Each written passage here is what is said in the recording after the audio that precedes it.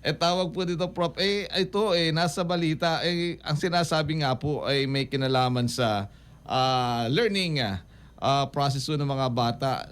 Tama po ba itong pakakakuto sa inyo, ma'am? Yes, post ko yan sa Facebook.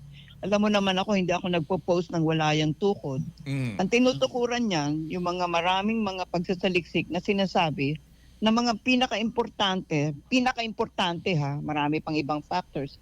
Pinaka-importante, kung hahanayin mo silang 1 to 10, ang number 1, yung mastery of the subject matter by the teacher.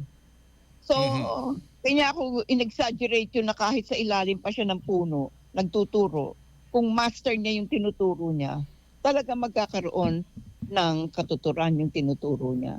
Ay, Oh, tama po, kaya ma'am. yung Sapagkat sabi oo, nga po doon, minsan sabi nga, saan ka ba graduate? Under the shade of the tree. Oh, may mga... precisely because it is the teacher that matters. Ang Mm. sinasabi natin, okay naman sana kung air conditioned, pero bigyan mo muna ng puna yung education and training ng guru mo, no? Ang daming mga bumatiko sa akin diyan, kesyo Mm. daw nagmamarunong-marunong daw ako, wala naman daw guro na bobo. Maraming guro na bobo, no? Kahit dito pa sa universidad, maraming guro na pagdating sa klase, yung pinapakita lang sa klase sa katamaran nila, videos, di ba? O kaya nagbabasa sa PowerPoint. Anong tawag mo doon? So, yun Mm. eh. Kaya yung sabi ko nga minsan nayayamot na ako, sasabihin ko nga, ay nako, Diyos ko, magsaliksik kayo bago kayo mag-comment. Kung hindi nyo naiintindihan yung comment, you shut up, no? Oh, Kasi tama po. nakakayamot na rin eh. Oo.